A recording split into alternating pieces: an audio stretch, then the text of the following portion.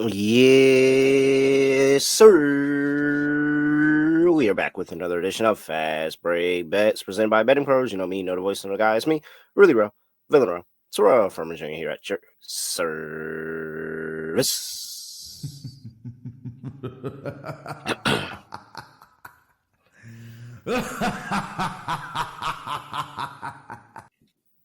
All right, it was a good day. Very, very good day. Let's play a drop.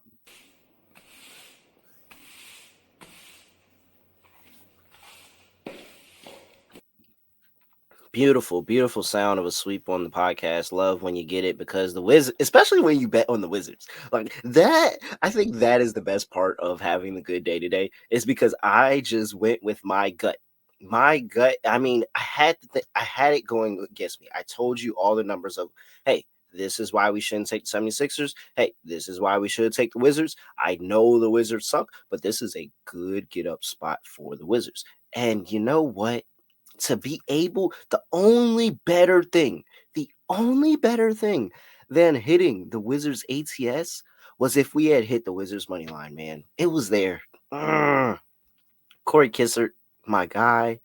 Ah. Mm. But Wizards, losing basketball team. Have to remember that. We have to remember that. The Wizards are a losing basketball team. Very close, man. Really good for that. Really happy about that Wizards play coming in. Really good. Glad that Giannis came through too. I'm very happy Giannis came through, and I'm pretty sure even if you didn't get the closing, uh, I want to say I might have saw some 49 and a halves out there, but I really don't think it got that high. I think the majority of people, when they got to Giannis, he was at 47 and a half. So I think everybody, if you told me you should have cashed on that, if you did get a 49 and a half, I am sorry about that, but I'm pretty sure everybody should have cashed the closing line because he got 49. Chris Middleton on a social media play. That didn't go well. I mean, he had his chances. I wish he was a little bit more involved, but AJ Green just kind of came in and Giannis kept finding him and he was a flamethrower. First of all, did y'all see AJ Green when he won? He did two of the most insane shots back to back. He shot over Wemby, who is 7'4", and then his wingspan is crazy. So that's just an incredibly tall man to be shooting the basketball over is AJ Green. He shoots the three, hits it over him, and then he comes back, and I'm pretty sure it's the next possession, and he shoots. You got to go see it. Like, I think if Milwaukee, were they playing in Milwaukee? Yeah. Uh, if they had a larger logo, I'm pretty sure he would have hit it. Like, I'm pretty sure he would have been at the logo. Like, he was basically half court from that shot, and it was like an ultimate heat check. And he just, as soon as he got it, he pulled it. Just straight pulled it. AJ Green, that was entertaining to watch, sir. I will admit. Kudos to you. Kudos to you. I'll give you a 10. That was pretty entertaining to watch. All right. So I don't want to jinx it. Don't want to bring, any negative energy to it. Just want to bring awareness for those to know that after we have had a really, really good past number of weeks on the pod, a couple of bad days over there. Christmas really was annoying, but now we are on a new little heater here, 8-3 over the course of the week in terms of the plays on social media and on the podcast. So very, very happy about that. Got some plus units there. Looking forward to rolling it over. And we will do that in just a second as I talk to you about the Betting Pros app. Make sure you go get that Betting Pros app over there in the App Store, Google Play Store, or whatever store. You can get it for free. You can sync your sportsbook and track everything in one place. Know exactly where you are in the green, where you are in the red. Know what's your good sport, what's your bad sport, all of that. You can go give me a follow up there over there at the Betting Pros app. T Furman, Terrell Furman. Search either one of those and you'll be able to get to me. And you can get the system plays, player prop picks, the prop bet cheat sheet, all of that over there in the Betting Pros app. So go ahead and tap in, lock in, get the Betting Pros app. I don't know what you're waiting for. You got the room on your phone. You might as well get it. And if you don't got the room on your phone, well, I mean, when's the last time you went and go looked at those pictures? Like those ones all the way. You know which ones I'm talking about. Not the ones that are the family heirloom pictures, like the ones that are just kind of all the way in the back and you got a whole bunch of screenshots of you talking to this girl or that guy or whatever, and you screenshot and being messy and all of that. Delete the screenshots and add the Betting Pros app. You got the room for it. I know you can do it. Go add the Betting Pros app. All right, let's lock in because we got a really big game. I have no idea why this is not on national TV, but the Houston Rockets are laying 2.5 on the road, going to play the Memphis Grizzlies. This is really big. I may be getting ahead of myself. And I don't know. Maybe you can call this a little bit of a heat check. But the injury report says that 12 is questionable for this game. This team is so good when 12 plays. First of all, Memphis is just good overall. You look up, Memphis is third place in the West. They are 24-13. They have had a rotating door through that trainer's room. Ja Morant has been through there. Jaren Jackson Jr. has been through there. Desmond Bane has been through there. Marcus Smart has been through there. Zach Edey has been through there. All of these players that Memphis has just kept going, sending them to the trainers room, sending them to the trainers room, sending them to the trainers room. You're out, you're out, you're out. And they're third in the West. Like this is so contrary to so many other teams in the league who are having the same injury issues and they're not this good. So I sit here and I look at the motivation factor. One, Memphis really, really gets up when Ja comes back, especially back at home. Very, very good in home environment. They are 15-4 straight up at home, 14-5 ATS. They have gotten their butt kicked by Houston over the past 5 games. They have only won one. That one was in Memphis late in the season. Well, was it late in the season? It was like February. I'm pretty sure that was like a February game. Let me see. Yeah, February. It was Valentine's Day. That was that was all. I promise you that was off the dome. I promise you that was just me just blindly remembering a Memphis game. I'm sorry, but I knew it was something like February. All right, so yeah, that was the only time that Memphis did get the win. Ja did not play in any of those games. In fact, Ja's only game that he played against Houston over the past 2 seasons was earlier this season, where they got destroyed in the second game of the season. I'm pretty sure it was where Memphis was really, really rough in that early part of the season, kind of figuring things out. And I don't really know, but what I will say is 12 remembers a lot of things and he talks a lot of crap to a lot of people.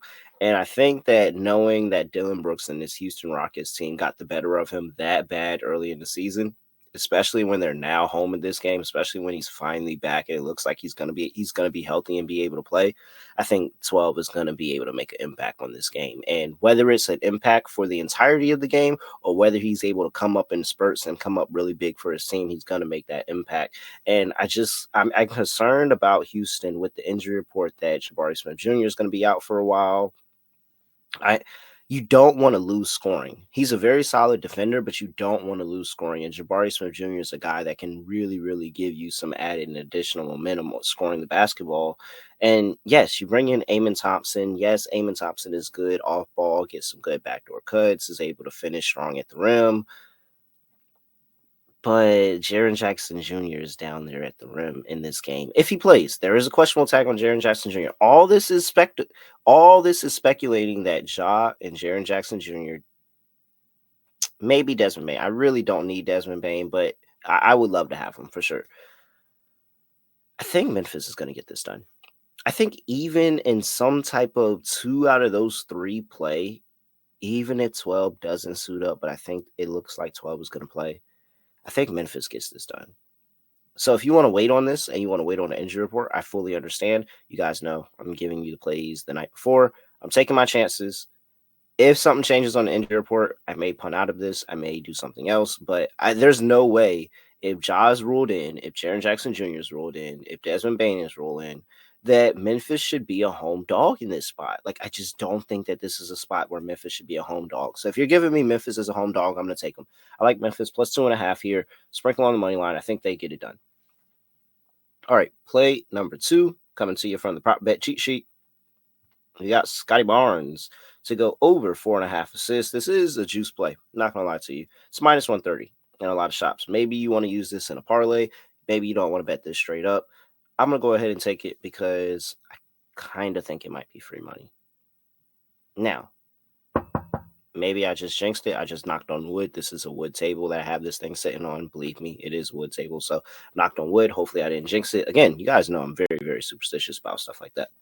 However, prop bet cheat sheet loves it. Scotty Barnes over 4.5 assists. They project him to go for 5.8 and give it a 69% cover probability, 5-star bet rating.